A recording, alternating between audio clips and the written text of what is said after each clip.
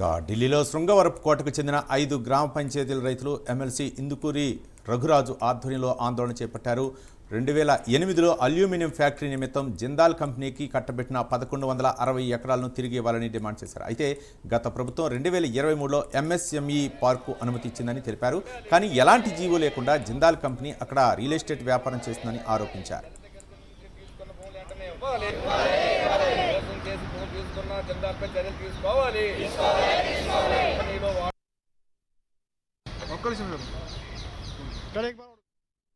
ఈరోజు ఆంధ్ర రాష్ట్రం నుంచి విజయనగరం జిల్లా నుంచి మరి ఎస్సీ ఎస్టీ రైతులందరూ కూడా వాళ్ళ భూములు ప్రభుత్వం అన్యాయంగా తీసుకొని జిందాలకు కట్టబెట్టి 18 సంవత్సరాలు అయినప్పటికీ కూడా కంపెనీ రాలేదు.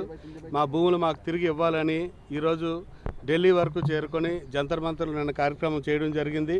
18 సంవత్సరాలు తీసుకున్న జిందాల్ కంపెనీ నేటి వరకు ఎటువంటి కార్యక్రమం చేయకుండా మరి ఈరోజు ఎంఎస్ఎంఈ పార్క్ తోటి భూ దోపిడీ చేయడానికి, భూ వ్యాపారం చేయడానికి కూడా సిద్ధపడ్డది. దానికి వ్యతిరేకిస్తూ మరి ఏదైతే ఆ జీవోలు ఇచ్చారో, జీవో 14 అవనండి, 892 అవనండి, 178 జీవోస్ అన్నీ కూడా రద్దు చేసి మళ్ళీ తిరిగి రైతులకి భూములు ఇవ్వాలని మరి న్యాయం కోసం ఈరోజు ఢిల్లీ వరకు రావడం జరిగింది.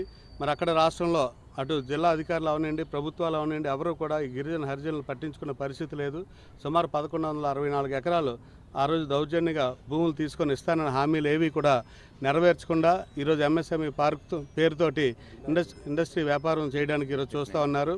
మరి మీ అందరం కూడా విజయనగరం జిల్లా ఆంధ్రప్రదేశ్ నుంచి ఇక్కడికి రావడం జరిగింది.